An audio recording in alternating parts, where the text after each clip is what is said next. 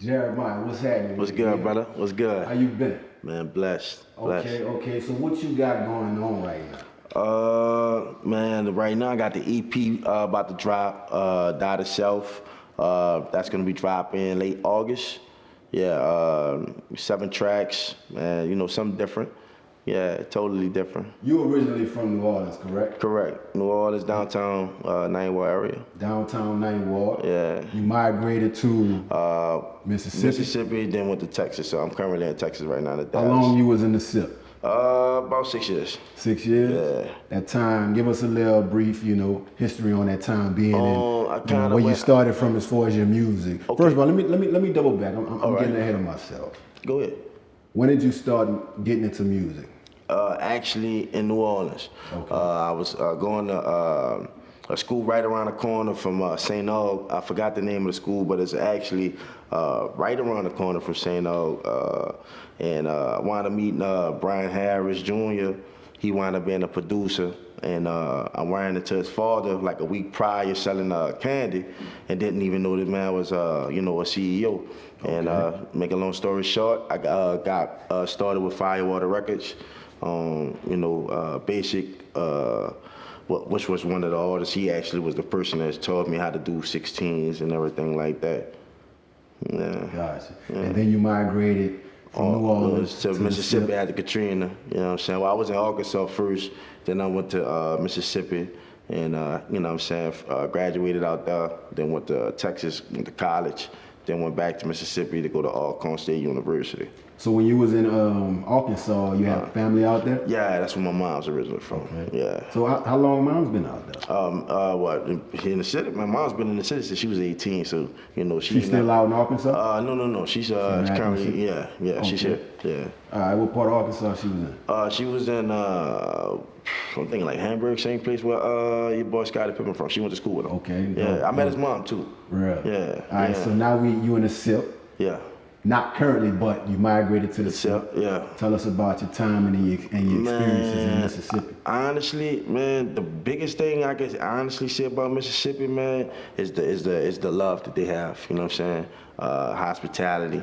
And I learned a lot through the music, blues and different, things, backgrounds, learning that the place I was at, Macomb, was actually the bomb capital of the United States of America. Right. That was deep, for it to be a small town. So, man, it's a lot that I learned from out there. A comparison of support being in New Orleans and being in Mississippi. I say Mississippi support way more than the city. Okay. And I think the reason why it's not so much competition and everybody giving you an open ear. New Orleans, it's more on, favoritism. Who's the hottest artist out. In the clique, huh? Right. So if you're not in that clique, nobody's gonna jam you. You know what I mean? Then you're not gonna get a radio play too. So that's the main thing. You gotta look at that too.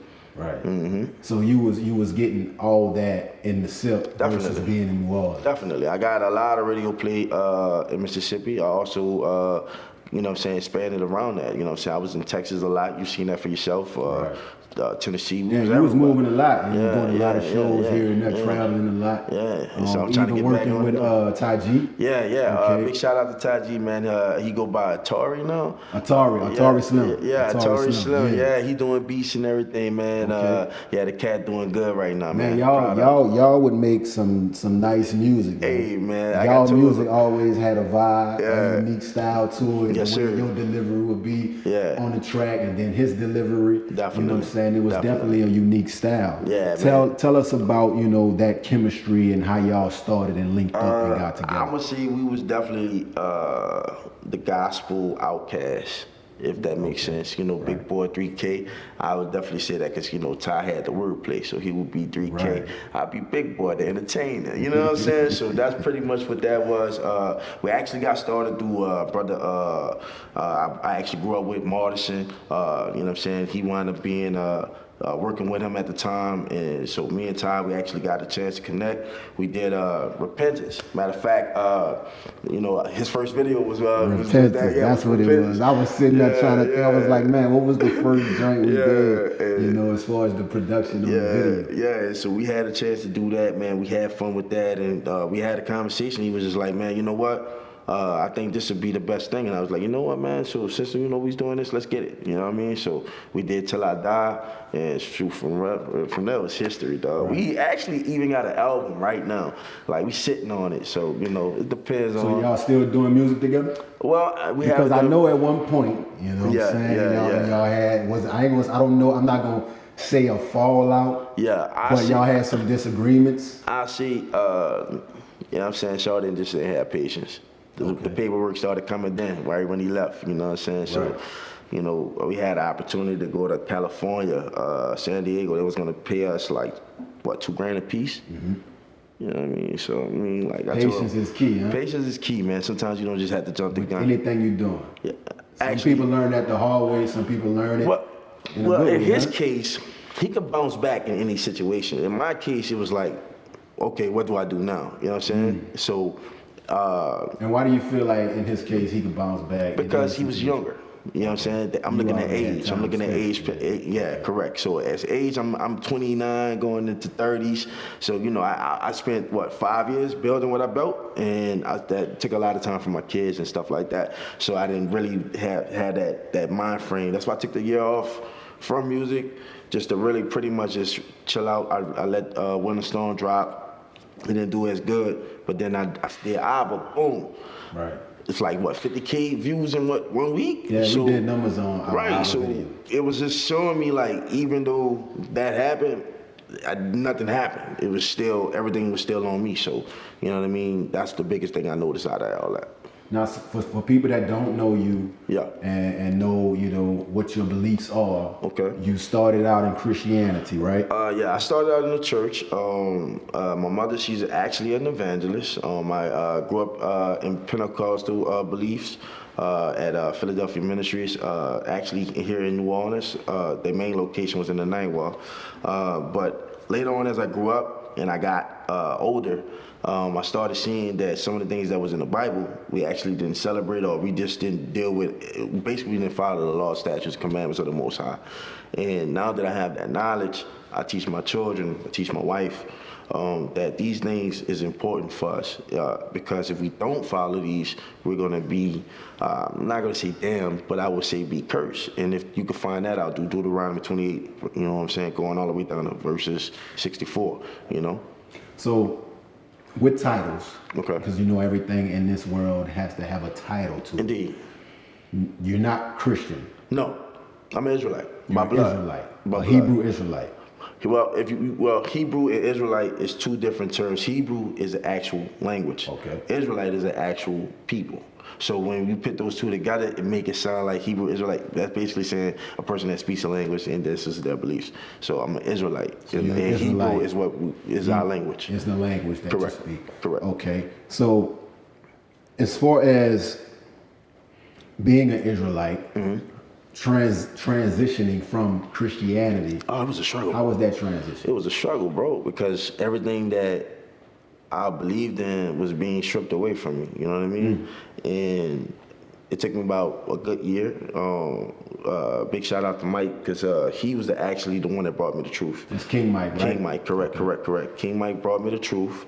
And he'll tell you I bucked with him, man, at least a good year. But it was something that an artist, the Rock Out Bar, big shout out to him. He was singing a song, and it was like a 60-second clip for Instagram. And the song caught my attention, and I instantly just broke down. It was right after. As a matter of fact, me and Ty was together. We had just did a show in Longview. And, you know what I'm saying, right after that, I got to the room and I heard that track, and, man, that was a wrap. It was in, yeah. With what you learned growing into the Israelite belief, I'm not going to say religion, right? That's correct to say religion? Yeah. All no, right. I say beliefs. I say beliefs because it's really not even a belief. It's actual people. It's people. Right. Okay. There's 18 nationalities on this earth. I mean, educate me. I'm learning I'll put it like now. this. It's 18 nationalities on this earth, and we are titled African American. So by us being African American, that means we are two different people. You know what I'm saying? So with that being said, show me African American on the map. Show me African America on the map. You can't. So with that being said, they say we come from Africa. What part of Africa? What tribe? These are questions that you have to ask. Correct. My question was basically to ask, transitioning from Christianity, did when you started getting this knowledge as an Israelite, did it create any type of like animosity towards a Christian belief? No, I wouldn't say animosity, but it did, at first, it did have me doing a lot of lashing out my first year, actually learning, because... You felt like, when you felt like you had I felt like I've been bamboozled, man. Wool over your eyes and all that. Right, you know, because when you look at Psalms 83, you know what I'm saying, it tells you that these people basically made a Confederate. And when you look at the word Confederate, the only people you can think of that has Confederate is what? America, right? So, you know, and when you start naming these different nations of people, you don't even realize the first three names are the main three people who are still in power today. That is the so-called white man, that is your Arab, and also your Chinaman. Your lady go get her weave and her nails done by the Chinaman. You go get your gas and your cigars from the Arab, and you go get your job from the white man. All right, so we're not gonna dive too deep I ain't gonna go too deep, but I had to give him a little bit. I feel you. I feel you on that. I definitely appreciate that information on that. Yeah. From Mississippi to Texas. You're in Texas now, right? Yes. Give me a comparison. Give me a comparison from Mississippi support factor to Texas support factor. Man, I would say my first year there, I met so many people.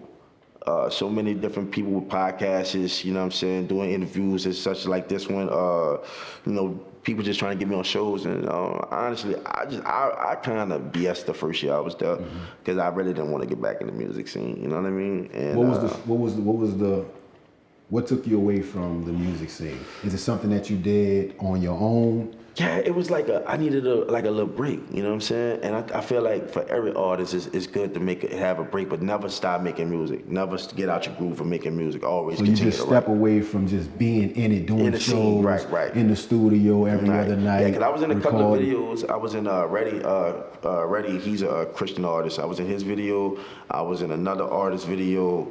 I mean, it was a bunch of people that I was connecting with, but the thing was, I wasn't really trying to get on no records with nobody, nothing like that, because I felt like at that time of my life, I needed some peace. And I found that. And then, you know, I got with my lady, Sierra, and then, shoot, I just been really just trying to be creative from there. So now you like, mentally, I'm ready to get back into the music. Indeed. Dropping new music, dropping new albums, doing shows. Indeed. So you're available and ready to be booked. Oh yeah, I'm back, man. I'm back. Ready to hit the road and get it popping, right? Man, shoot, bro. So we got a new joint, right? Yeah. Catch a body for the body. Break that down for me. Let me know what mind state you was in writing that. All right, well, check this out. I was matter of fact, big shout out to the little cat, young boy, man. He was actually the person that gave me this concept because he talked so much about killing. So I took the killing concept and used it in a positive, basically in a positive way. So basically catch a body, you basically catching somebody and you bringing them into this belief or into the knowledge of this truth, you know what I'm saying, and to the understanding of who they are. So if you listening to the second verse is pretty much telling you that the kingdom of God is within you, you know what I'm saying? Luke chapter 21 verse 17. Yeah. Now, I take a little gander at your Facebook page. You know what I'm saying? Let's talk about, okay, so I wanna make sure that I say it correctly. On Facebook, your name is Jeremiah Israel. Correct. Jeremiah Israel, and that's your name in Hebrew. Correct. Okay, Jeremiah Israel. Correct. Man, I know the question has to be going through so many women that's watching this particular, interview at this very moment. Oh man. Why you be at they top so heavy? And break it down. All right, let me say this. It might be long-winded, so I'm planning. But pretty much, it's been a dysfunction between the black man and the black woman since slavery, right? And then you go on to the 1920s and on to the 1960s. 1970s, that's when they had the feminist movement about, women rights and things like this. This basically wasn't even our issue. This was the white woman trying to get free from her man, and we took on the concept as well. And then it basically forced us to have no fathers in the home. That's Isaiah 3, chapter 2, Isaiah 3, verse 12, basically saying that the woman will be overran by her children. You know what I'm saying? Their children will be her tormentors. Now, when you hear that scripture, you think about all the single mothers, right? And you look at these single mothers. They're twerking on videos. They half naked in front of their kids. They, Not just. I'm gonna let you finish, but just to make clarity for people, that's like, you're not judging. Oh, no. This is not judgment. No. It's no and judgment. I know it. I just want to make sure that the people that are viewing this it's no can judgment, understand man. that you're not judging. It's just you want to see. I just want to see my people change. I want to see a change in our daughters. You know what I mean? Think about it, man. Our women are walking around like horse. They are. And the young girls, they're seeing this. They got the Megan Thee Stallions, the Cardi B's. I'm not hating on them. They can do their thing. You know what I mean? They even got some of the artists here in the city. I understand we come from a bounce tradition. But sometimes when we have our daughters doing that, we basically setting them up for failure. Right. You know what I mean? So what do you say to people when they try to double back on you? You have 6 kids? Yeah. Okay, you have 6 kids. How many different moms are those kids? How many? 6. So you got 6 kid mothers and 6 kids. But how do you? I just want to get the full, because I know they come back at you when you go at them or try to implement knowledge upon them. So how do you respond to that when they say, "Well, you got 6 kids and 6 baby moms"? Well, I would say this. I would say, first of all, I was unwise in my youth, and I didn't understand the greatness of my seeds inside of me. You understand? So with that being said, I didn't care where I was laying my seeds at. Right. I was just a dog out here trying to lay something, you heard me? Right. But when it comes down to the reality... What they say, young, dumb, and full of cum, huh? Right. But now that I know who I am, like, I hold myself and my children and even my lady to a higher standard. You get what I'm saying? So, So do you feel like that's enough for you to bypass that, and they may be young and dumb and full of cum? Well, I can say this. I'm gonna say this. I'm basically saying, don't put yourself in a position when you end up in that same position. A lot of women, they are against poly. Well, if you're against poly, don't have multiple baby daddies. You feel me? That's a poly relationship. That's right? a poly relationship. If you got a baby daddy over here, you got another baby daddy over here, y'all sharing each other's time. You may not be doing intercourse with that particular baby daddy, but you still have to share that time. So you have to. That's a poly. That's how you. That's still a poly. Okay. You know what I mean? And thing is, man, our women, they don't even realize that it's taking off right now. And when I say that. The prophecy of Isaiah 4, verse 1, when it says 7 women should cling to one man, saying they will provide their own bread, their own clothing. Only let them be called by thy name and take away thy reproach. So think about that. 7 women to one man. Most men can't even handle one. But it's saying that there's going to be a shortage on men. Now, when you say shortage on men, most of our men are incarcerated. A lot of them, a percentage of them are gay. Then you have knuckleheads, and then you only have that small amount of good men. So ladies got to ask themselves, what make you so qualified to just have that good man? Take us back to growing up in New Orleans. All right, at what age, you was born and raised in New Orleans, correct? Correct. All right, so at what age up until you left to go, well, that was Katrina, so Katrina, that had to be I was like 16. 16. Yeah. So take us through that growing up stage in New Orleans up until 16. I grew up in the 7 Wall area. Like I said, I'm originally from the 9 Wall, Kentucky and Rampart. I stayed in Paulman's back there. And my mom eventually moved us to the 7 Wall, right off of Legion Field. We stayed over there close to Dillage.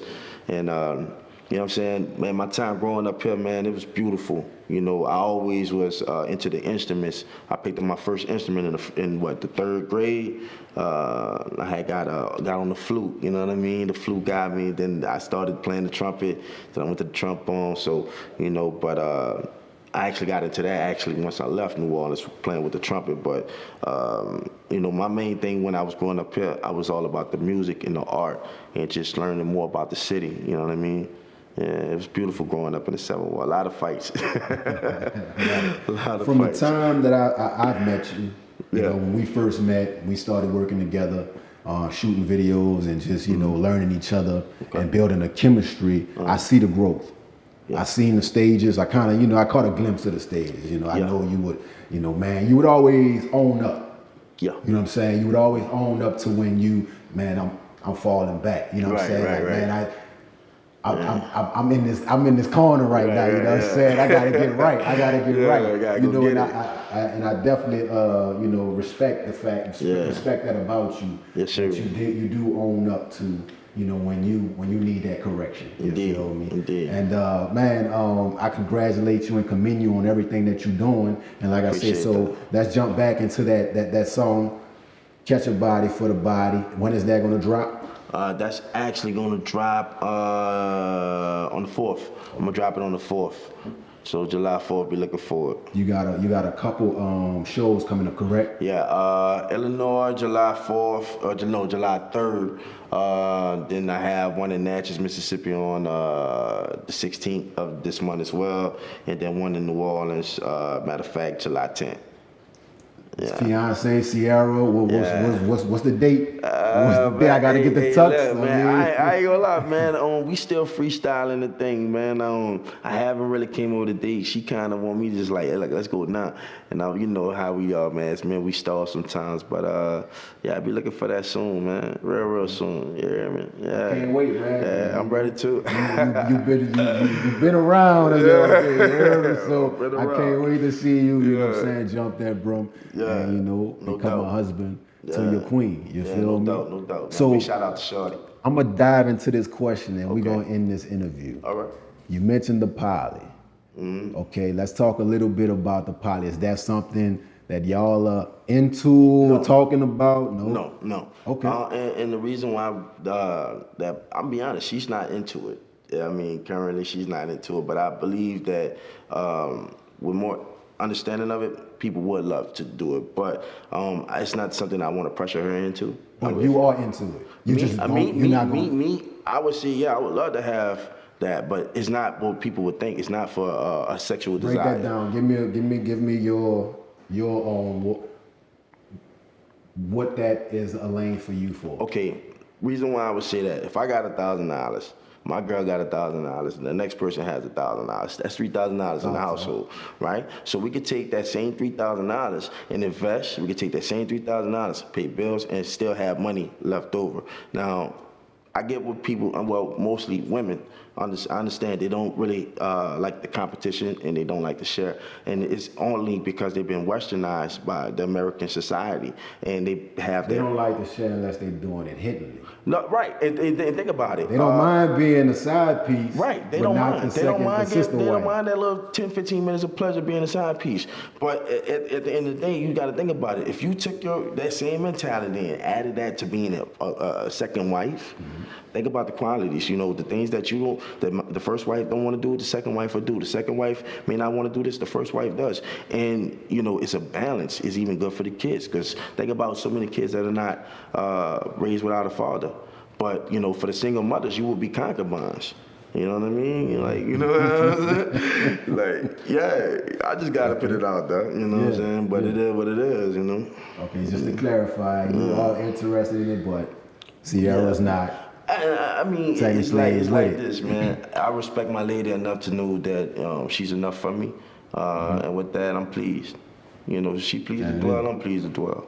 That is. Yeah, indeed. July 4th, man. Catch a Body. The name of the song is Body. Body. Mm-hmm. The hook stands with me, you know what I'm saying? I love the way he put that hook together. Catch a Body for the Body. You feel me? That's dope, man. Shout out to Jeremiah. One more time, the Israel. Facebook. What's your name on Facebook? Jeremiah Israel. What's your Instagram? Just Jeremiah 504. And you can follow me at Twitter, J the Prophet 504. Yeah. And this is I Got Flow Productions. You We did. out.